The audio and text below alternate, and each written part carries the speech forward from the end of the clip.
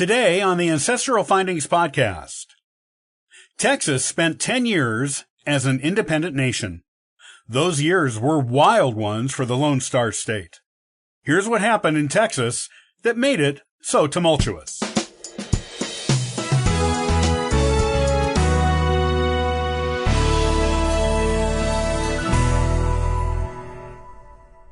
There was a brief period of time when Texas was an independent country. This was a 10-year period between March 2nd, 1836 and February 19th, 1846, after Texas won its independence from Mexico.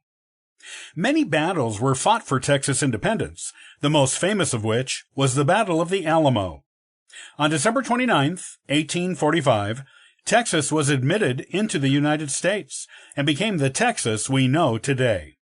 During its period of independence, it was known as the Republic of Texas, and even had its own flag.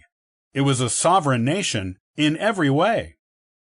During the period of Texan independence, it was the very embodiment of the term the Wild West. It was an excellent place for fugitives from the United States and Mexico to go to hide. Feuds between settling families who hoped to build a new life free from the laws of the United States in this new nation were common.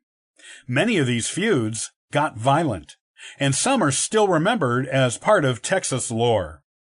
Texas was known for its wild, independent spirit, and to this day, when Texans utter the state's unofficial motto of "Don't mess with Texas," they mean it. Texas was a settler's dream during the 10 years of independence.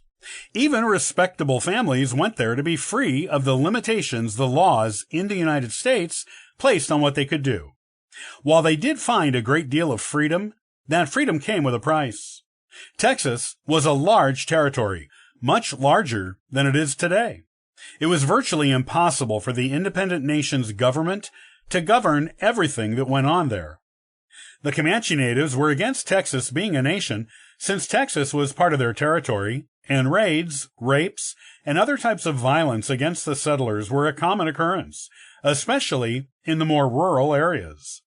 Mexico continued to refuse to recognize Texan independence and continually sent small armies into Texas to raid and pillage for years.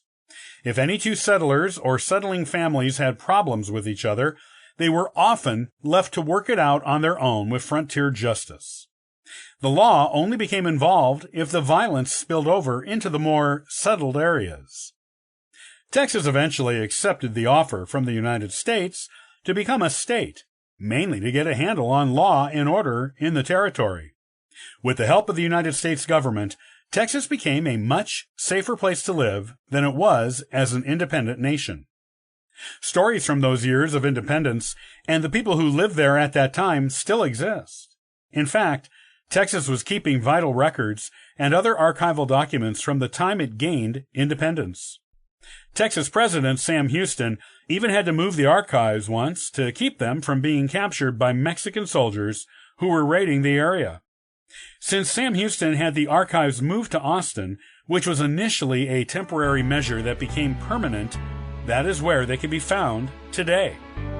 If you have ancestors who lived in Texas during the time of independence, visit the Austin Archives or email them for information.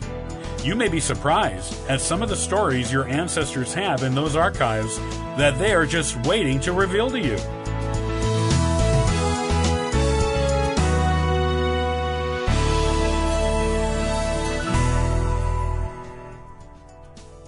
Thanks for joining us today and subscribing to the Ancestral Findings podcast. Check out ancestralfindings.com for additional free genealogy resources and weekly giveaways. Happy searching!